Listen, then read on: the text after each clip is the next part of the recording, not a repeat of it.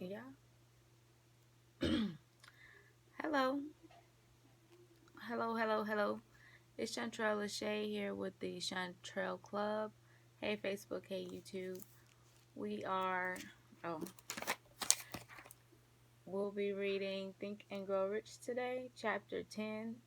It's just 10 lovely pages. But again, this is Chantrelle Lashae with the Chantrelle Club, where we are here to make ourselves better by studying Napoleon Hill's Think and Grow Rich.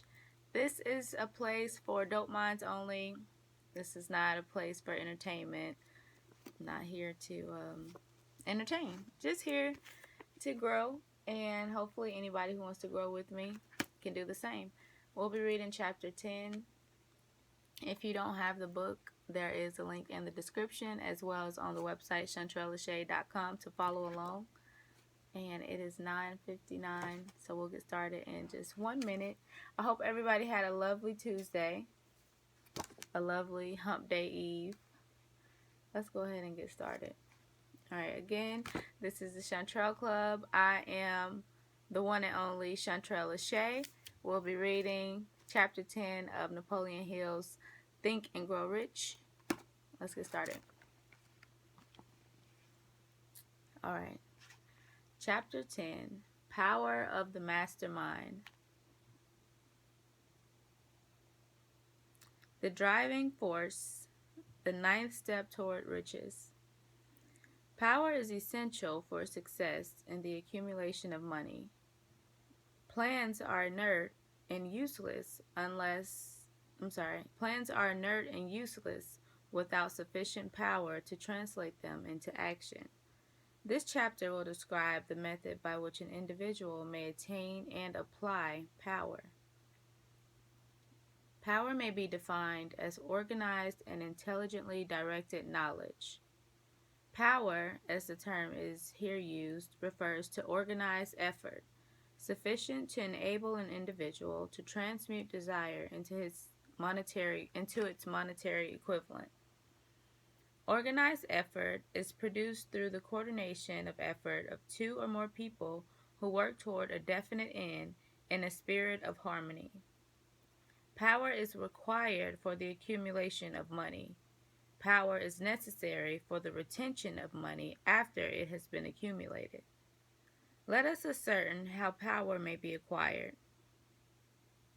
If power is organized knowledge, let us examine the sources of knowledge. A. Infinite intelligence. This source of knowledge may be contacted through the procedure described in another chapter, with the aid of creative imagination. B. Accumulated experience. The accumulated experience of men, or that portion of which has been organized and recorded, may be found in any well-equipped public library. An important part of this accumulated experience is taught in public schools and colleges, where it has been classified and organized. So books. C. Experiment and research. In the field of science and in practically every other walk of life, men are gathering, classifying, and organizing new facts daily. This is the source to which one must turn when knowledge is not available through accumulated experience. Here, too, the creative imagination must often be used. Knowledge may be acquired from any of the foregoing sources. It may be converted into power by organizing it into definite plans and by expressing those plans in terms of action.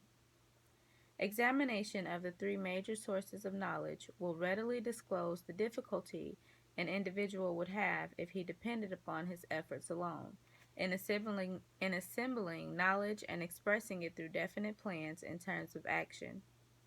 If his plans are comprehensive, and if they contemplate large proportions, he must generally induce others to cooperate with him before he can inject them into the necessary element of power. Gaining power through the mastermind. We are on the bottom of page 250. Napoleon Hill's Think and Grow Rich. If you are reading along on the link, we are at the bottom of page 250, chapter 10, the mastermind. All right. Gaining power through the mastermind. The mastermind the mastermind may be defined as coordination of knowledge and effort in the spirit of harmony between two or more people for the attainment of a definite purpose. No individual may have great power without availing himself of the mastermind. In a preceding chapter, instructions were given for the creation of plans for the purpose of translating desire into its monetary equivalent. If you carry out these instructions with persistence and intelligence and use discrimination in the selection of your mastermind group, your objective will have been halfway reached even before you begin to recognize it. Let's read that one again. I'm going to read that entire paragraph again at the top of page 251.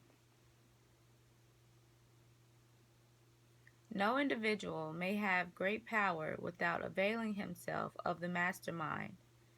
In a preceding chapter, instructions were given for the creation of plans for the purpose of translating desire into its monetary equivalent.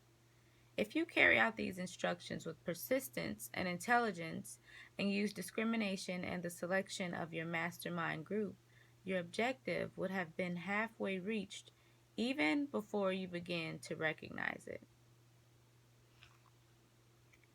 Tea time.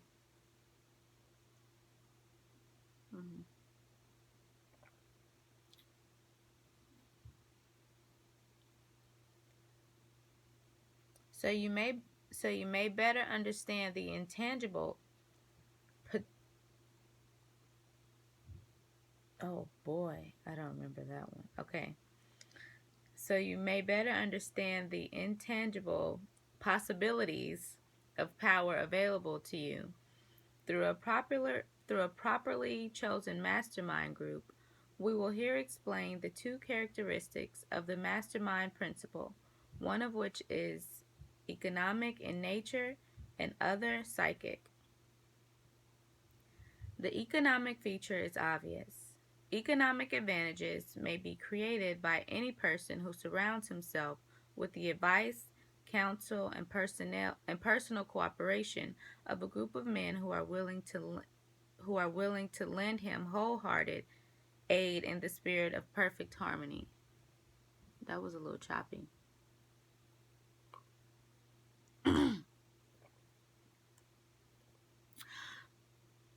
My voice is cracking. Sorry. Okay. There we go. All right. The economic feature is obvious.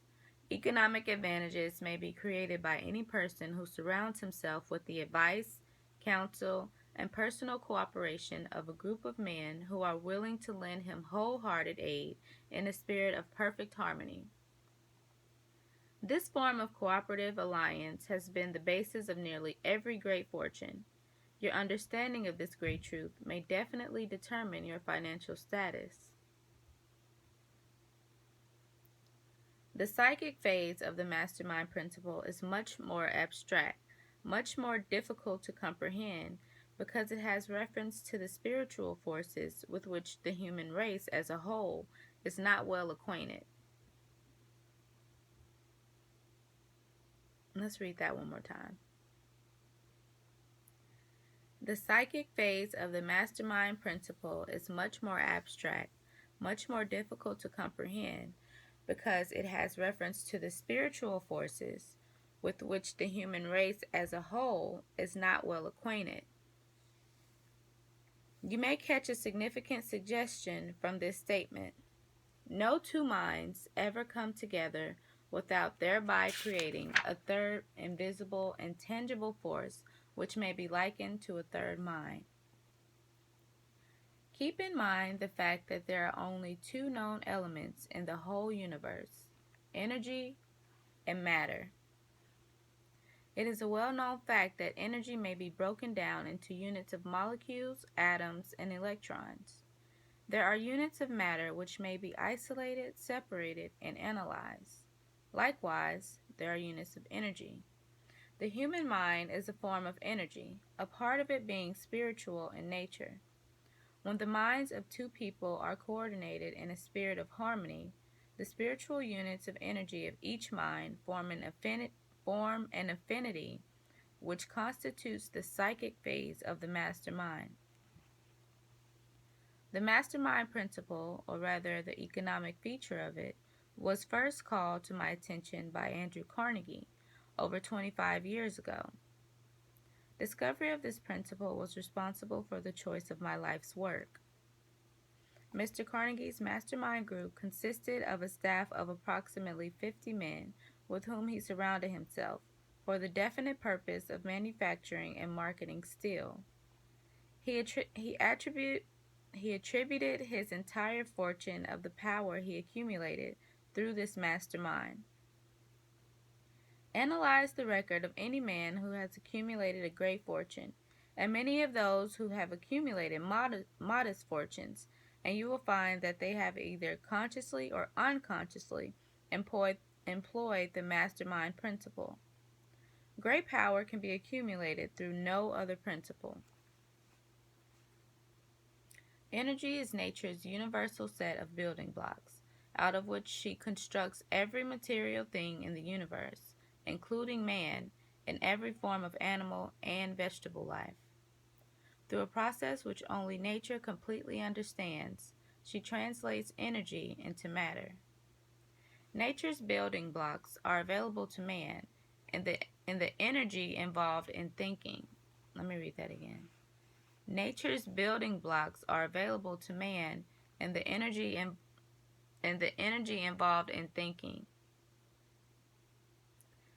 Man's brain may be compared to an electric battery. It absorbs energy from the ether, which permeates every atom of matter and fills the entire universe. It is a well-known fact that a group of electric batteries will provide more energy than a single battery. It is also a well-known fact that an individual battery will provide energy in proportion to the number and capacity of the cells it contains. The brain functions in a similar fashion. This accounts for the fact that some brains are more efficient than others, and leads to this significant statement. A group of brains coordinated or connected in a spirit of harmony will provide more thought energy than a single brain, just as a group of electric batteries will provide more energy than a single battery. Through this metaphor, it becomes immediately obvious that the mastermind principle holds the secret of the power wielded by men who surround themselves with other men of brains. There follows now another statement which will lead still nearer to an understanding of the psychic phase of the mastermind principle. When a group of individual brains are coordinated and function in harmony, the increased energy created through that alliance becomes available to every individual brain in the group. It is a well-known fact that Henry Ford began his business career under the handicap of poverty, illiteracy, and ignorance. It is an equally well-known fact that within the inconceivably short period of 10 years, Mr. Ford mastered these three handicaps, and that within 25 years he made himself one of the richest men in America.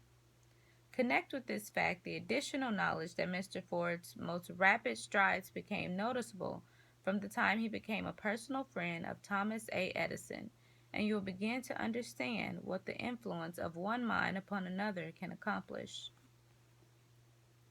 Go a step further and consider the fact that Mr. Ford's most outstanding achievements began from the time that he formed the acquaintances of Harvey Firestone, John Burroughs, and Luther Burbank, each a man of great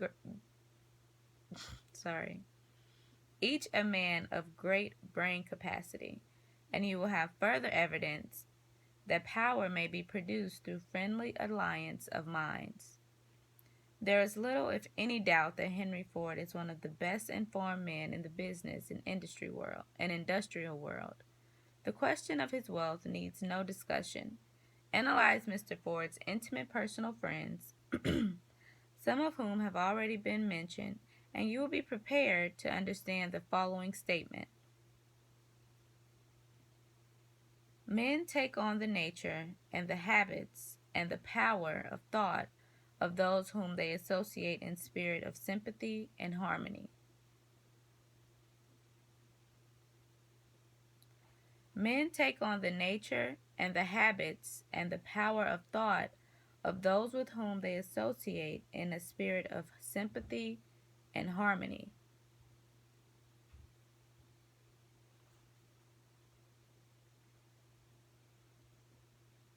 Basically, you are who you hang around, literally, scientifically, spiritually, physically. You are who you hang around. That's basically what the book is saying.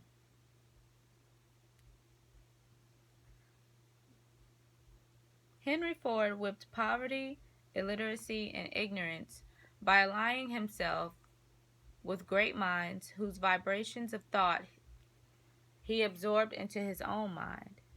Whew. Well, let me read that again. Henry Ford whipped poverty, illiteracy, and ignorance by allying himself with great minds whose vibrations of thought he absorbed into his own mind. Through his association with Edison, Burbank, Burroughs, and Firestone, Mr. Ford added to his own brain power the sum and substance of the intelligence, experience, knowledge, and spiritual forces of these four men. Moreover, he appropriated and made use of the mastermind principle through the methods of procedure described in this book. This principle is available to you. We have already mentioned Mahatma Gandhi. Perhaps the majority of those who have heard of Gandhi look upon him as merely an eccentric little man who goes around without formal wearing apparel and makes trouble for the British government. In reality, Gandhi is not eccentric, but he is the most powerful man now living, estimated by the number of his followers and their faith in their leader. Moreover, he is probably the most powerful man who has ever lived. His power is passive, but it is real. Let us study the method by which he attained his stupendous power. It may be explained in a few words. He came by power through inducing over 200 million people to coordinate with mind and body in a spirit of harmony for a definite purpose.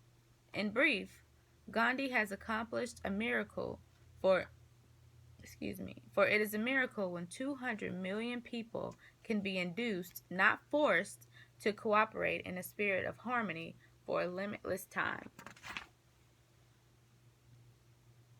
If you doubt this is a miracle, try to induce any two people to cooperate in a spirit of harmony for any length of time.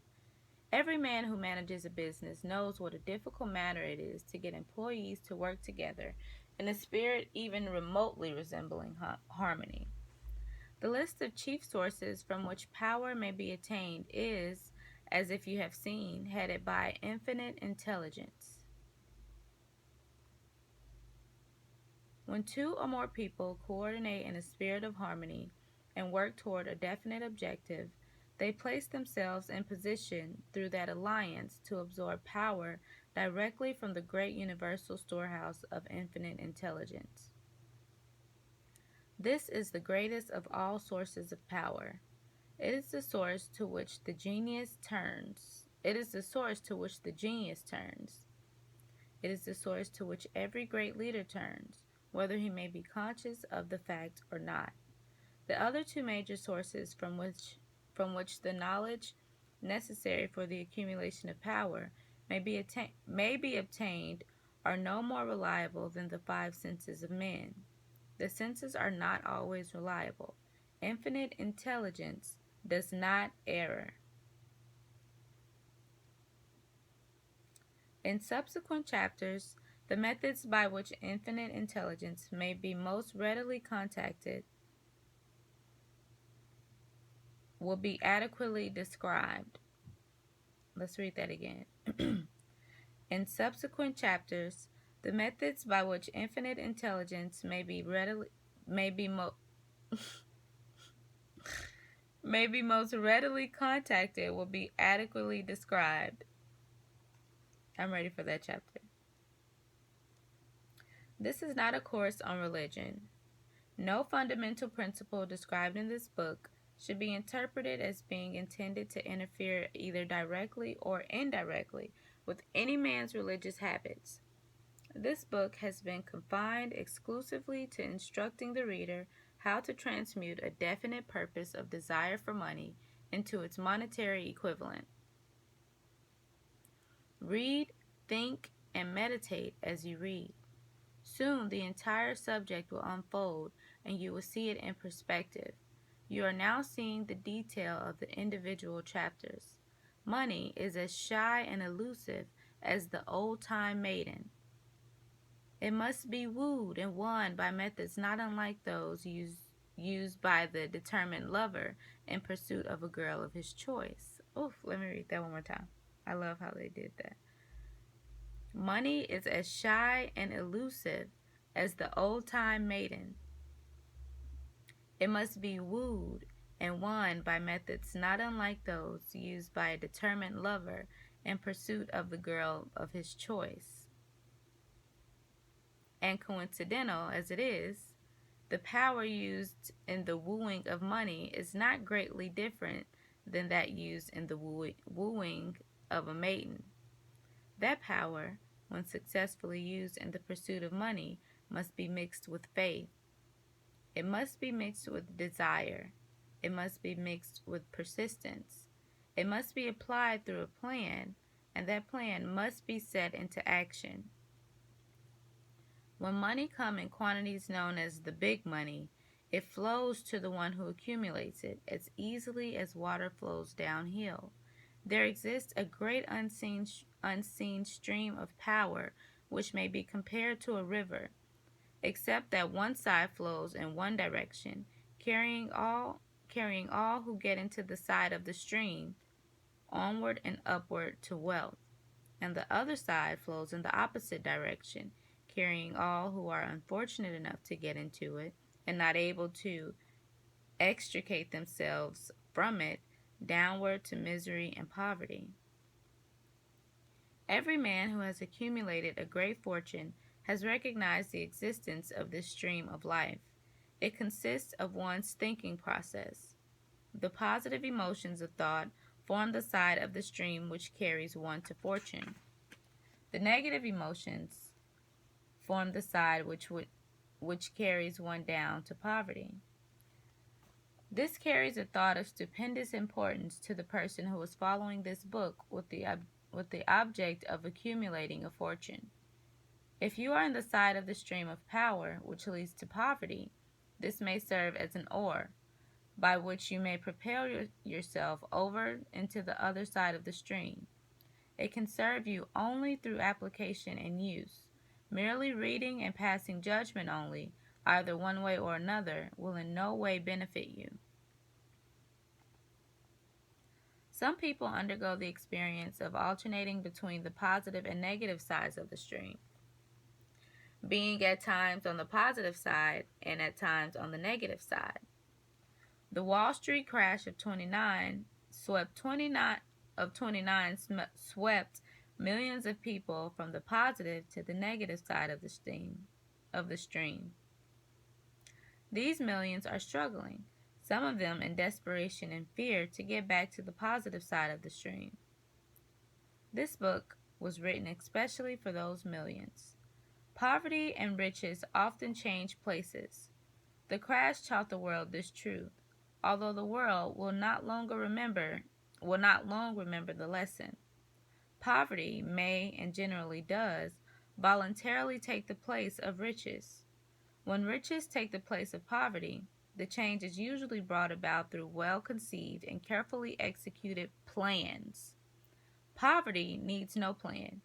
It needs no one to aid it because it is bold and ruthless. Riches are shy and timid. They have to be attracted.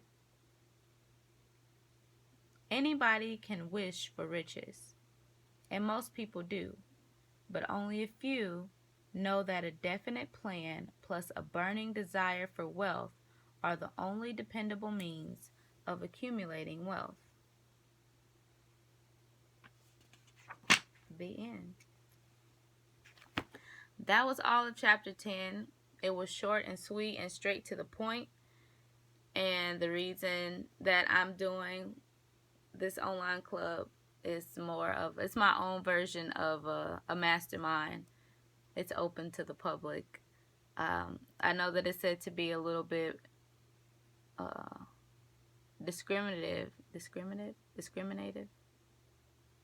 in the selection of your mastermind. So I'm actually working on a personal mastermind myself, but that's why I started the online book club, is because that was the first thing in the book, was to read it or mastermind with a group of people, read the book and discuss it.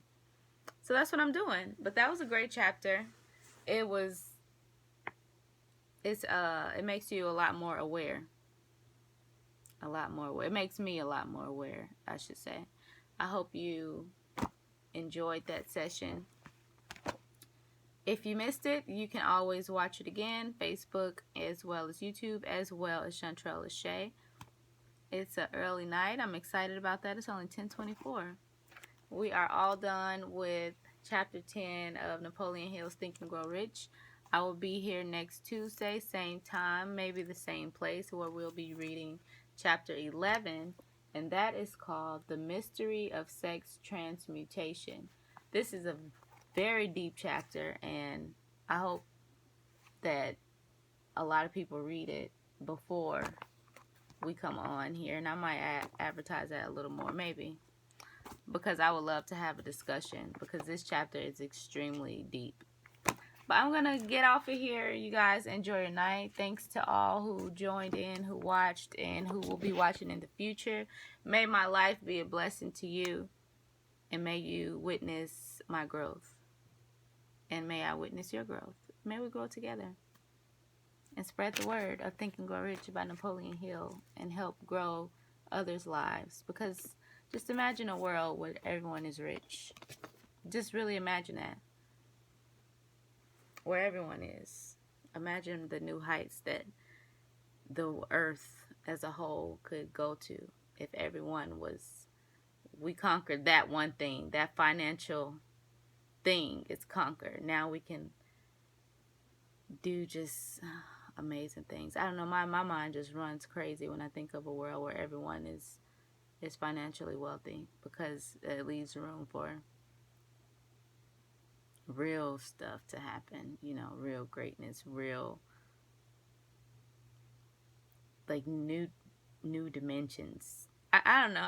I my mind just be all over the place. In a good way though. But okay, this is Chantrelle Lashae. You have witnessed a live reading of the Chantrelle Club Think and Grow Rich by Napoleon Hill. I'm gonna get off of here now. If you would like to visit my website, chantrellelashae.com, stuff on there that's nowhere else, and that's always nice. Until then, until next week, y'all have yourselves a great night, because I'm stumbling over my words.